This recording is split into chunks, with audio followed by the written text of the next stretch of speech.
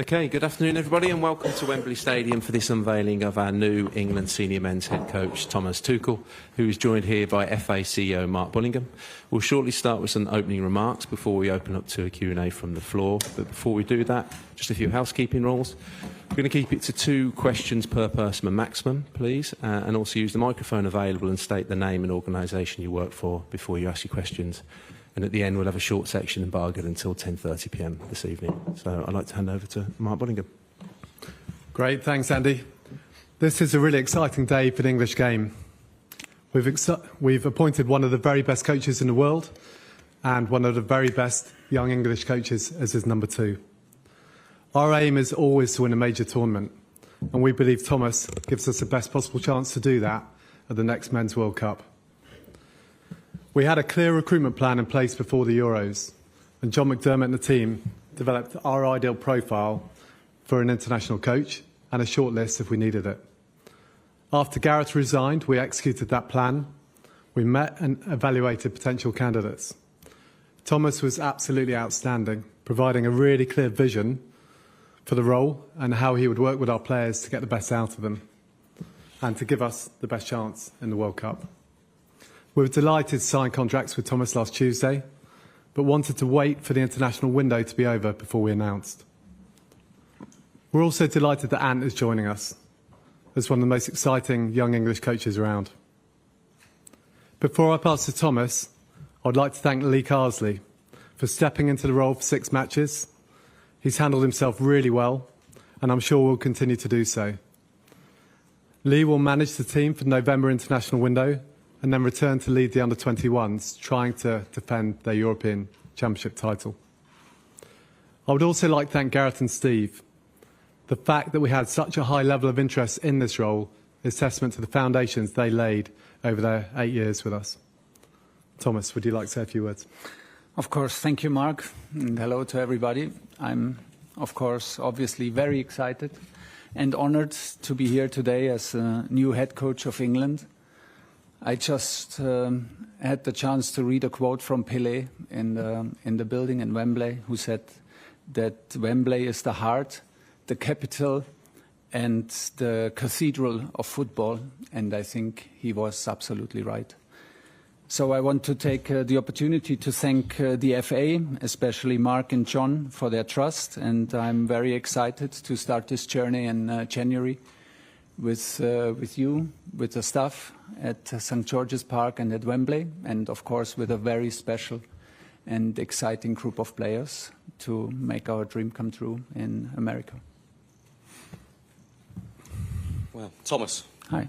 Congratulations. It's Rob Dawson from Sky Sports. Nice to see you. Look, you've had some huge jobs in football already. Yeah. Is this your biggest challenge? And with that in mind, would it be your biggest achievement if you led England to a major title? I understood very quickly that it's a big job. I think it's always the job you're in is the biggest job that you don't get, and it does not make a lot of sense to compare. But it feels big, and it feels, like I said, like a privilege. It is very new because I come from club football, so the rhythm, the responsibility, the role is a new role, which is also very exciting. I was very open for that and liked the idea of it. Once Mark and John made clear to me that this job is about football, we never lost the momentum, and once I made a time frame up in my mind, from January to the World Cup, I felt already excited, and that it suited my passion and my strive to push this group of players and to be part of this federation with such a strong record in the last tournaments, to push it over the line and to try to put a second star on the shirt. Good luck. Mark, your statement was... Sorry, I didn't mean that the way it sounded. It was a little bit flippant, that, wasn't it? I beg your pardon. Yeah. Mark, your statement was unequivocal, really, in saying that your entire criteria, your primary criteria, was to appoint somebody that could deliver a major trophy. Is it an uncomfortable truth for you, though, the fact that Thomas isn't English? So, Rob, we were always really clear that we wanted the very best person for the job, and we feel like we owe it to the players and the country to give them that support, that leadership in tournaments that will help to get them over the line and give us the best chance of winning a trophy in the Men's World Cup. So we feel we've done that. We feel delighted that Thomas has joined us. Thomas, Dan Rowan, BBC. There'll be many England fans who are very excited about your arrival, given your vast experience, the trophies you've won, your pedigree. What would your message be, though, to those fans who would have preferred the England team to be managed by an English coach? And do you understand that position? I'm sorry, I just have a German passport, but I can just tell them, and maybe all of these supporters also felt my passion for the English Premier League, my passion for the country, how I love to live here and how I love to work here. So my memories are on the highest level of that played a huge role. And hopefully I can convince them and show them and prove them that I'm proud to be the English manager. I will do everything to show respect to this role and to this country. And the target for the next 18 months is nothing else than the biggest one in world football, and everyone can be assured of, no matter what nationality my passport says. Mark, if I may ask, you say in your statement you interviewed several candidates. Can you shed any light, a bit more detail on that? For example, how many? Were any English? Was Lee Carsley ever a realistic possibility? Can you give us any more details about who else you spoke to?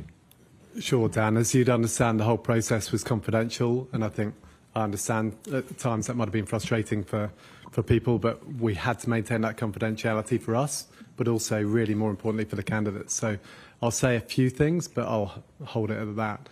So we interviewed approximately 10 people, and we did interview some English candidates within that.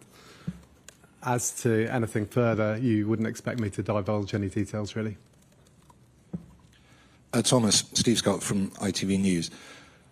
Chelsea fans will know you very well. Other Premier League fans will know you well, but obviously England fans are a much bigger group than that. So for those who don't know you, what sort of person are you? Can you describe your personality? My personality? Your personality.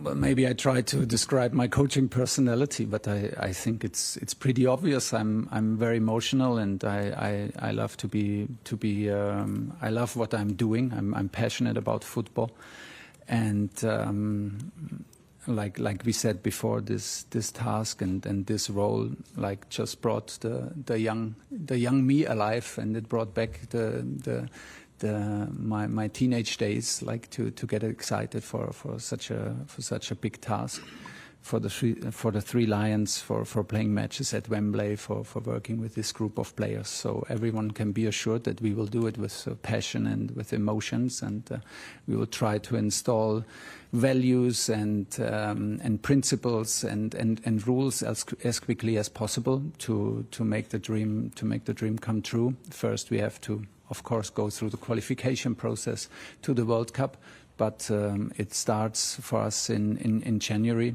and we will dive in completely. Gareth Southgate developed a very specific culture within the England camp. Will you try and maintain that, or do you think you need to create your own, one that's more aligned to you? No, we will build on it. We will build on it. I think Gareth and the FA did a fantastic job in terms of stability and consistency. Look at the last results in the tournament. It's a quarter-final, semi-final, and two finals in the last four tournaments. It's outstanding.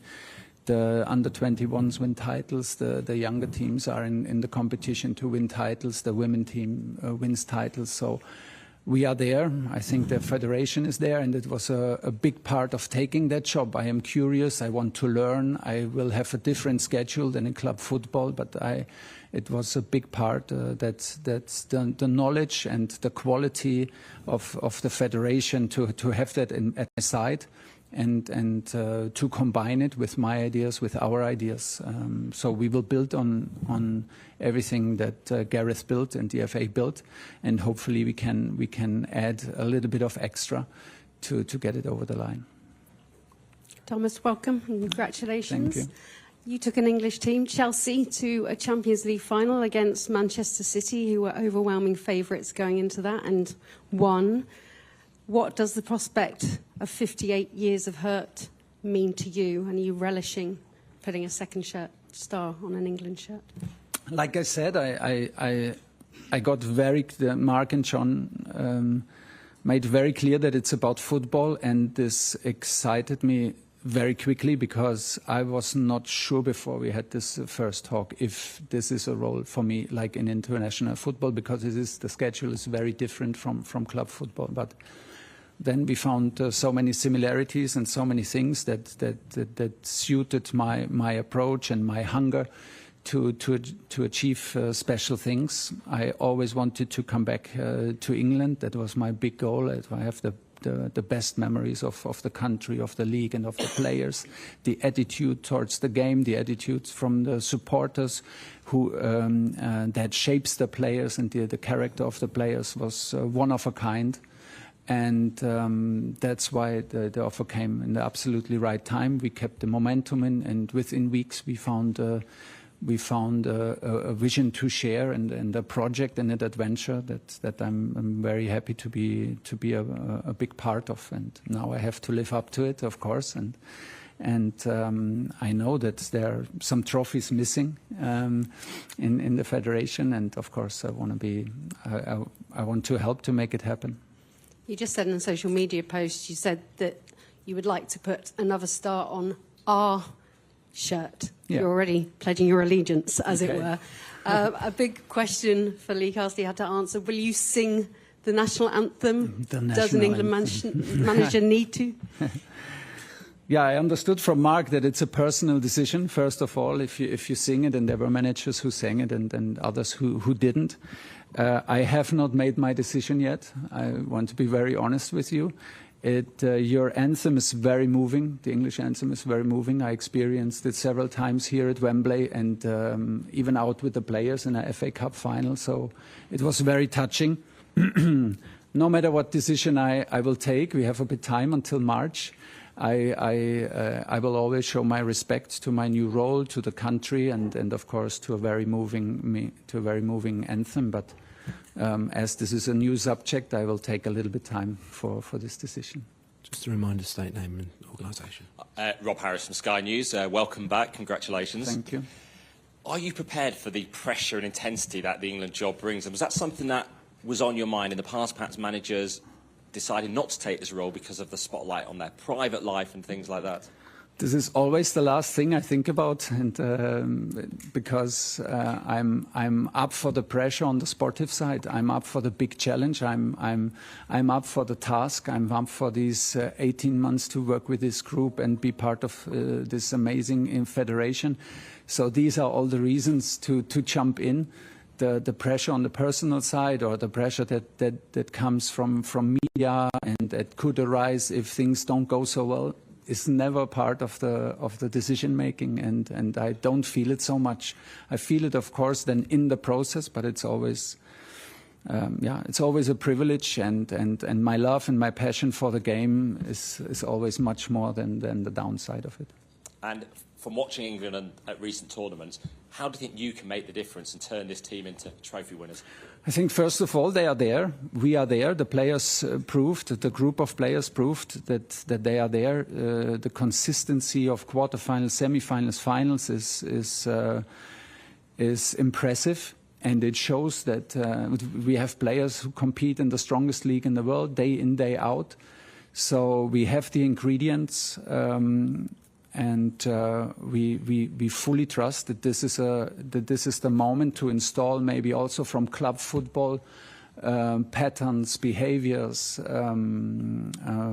principles that can maybe help to push the team over the line. We will need luck. We will need the momentum. We will need to be lucky to not have injuries and so on, and little decision within the games. That is a given. But we feel confident to add something from our experience in club football that can maybe help. But most important is to even if we speak out now very openly what the target is about the second star, we have to prove ourselves all the time. You're a national player every single day. I will be a national coach every single day, and not only when a camp is. So we have to live up to these standards, but I'm very confident that everybody is used to that. So this is what I demand from myself, and then we need to show it in qualification and build an atmosphere with the supporters and the country that extra special things can happen. Rob Brimby, ARD Television, German TV's London Bureau. Wow. Es gibt Leute, eine Frage auf Deutsch, wenn es möglich ist. Es gibt Leute, die sagen, dass der Nationaltrainer muss aus England kommen. Wie können sich solche Vorurteile überwinden? I think they have a point. Oh, you want to shall I translate? English. Shall I translate? Yeah. English questions from now on, but if you answer. I think everyone has its opinion, and I can understand even an opinion when someone says, like, I would fancy an English coach more for the English team. I can understand it, but I think we deserve a fair chance. We deserve the credit for having a good record in the country, for never being shy of how much we love to live in the country and how much we enjoy to work with the players in Premier League. So maybe this counts a little bit for a British edge on my German passport, and so we will try to convince them by results and by the way we play. In English then, Gareth Southgate was described by many people as sympathetic, human and emotionally intelligent. How would you describe yourself? I think we're all human. I mean, we're all human, and this is a big part of the job. I think, like I said, I am impressed of the record that Gareth provided with this team, and I am very well aware of what he built together with Mark and John in the federation as a foundation. And now it's on us to leave our own marks, to leave our own footprints, and we will try to take the next step from there. Hi, Thomas. Congratulations. It's been widely reported that you've signed an 18-month contract. Is that true, firstly? And secondly, if so, how do you feel about potentially only having one shot at a tournament? Well, let's see. It's 18 months, and then we agreed to sit together, and then we see. I mean, I have good experience with 18 months, personally. Unfortunately, also, sometimes I'm working on my long-term game, but you never know. The point was, in this particular case, that it was important for me to have a frame around it, because it's a little bit a step into the unknown for me. I am used to work on a daily basis with the staff. I'm used to work with a daily basis on the team, to have the influence on 60, 80 people in a training camp on every single day, to be 3 days a week away in hotel rooms and prepare matches. And this will be very different. So, like the last piece of bit for me to understand that this is something that can really excite me to the fullest, and was the time frame of 18 months. To not also to demand from myself to not lose the focus for all of us. So I think it's a good time frame, because it will help us to focus. We are focused on the qualification and on the World Cup. It will help us in the nomination process. It will help us in the communication towards the players within the staff. So I think this is now very streamlined and very easy to explain. We are here to work on the best possible outcome for the World Cup 26, and then let's see. Whatever comes. You obviously came in at Chelsea and had an immediate impact. You won the Champions League in a matter of months. Do you think that experience is translatable to England and the time frame you've got now? I think so, yes, but I'm not fully sure, because I have to feel into it. The schedule will be different. The workload will be different. But I wanted this. I wanted exactly this. Once Mark and John presented me the opportunity and made it very clear that it's about me and that they trust me with this process in pushing this team, I was very happy now to have the chance also to learn on this process, to have the strong foundation and stability and quality of the federation, to get better, to get smarter, and to get better while I'm on this job. So that was a big part of it. And just Sorry, finally, James, it's 2 questions. Come across to Henry Winter here, please. We've got time for a few more in this section, so if we can limit it to 1 question each, that'd be great. Thank you. Hi, Thomas. Henry Winter, World Soccer. First, congratulations. And secondly, you know Harry Kane well. Yeah. Did you speak to him before taking the job? And will he remain your captain? I did speak to no one. We kept the process very confidential between Mark, John, and me.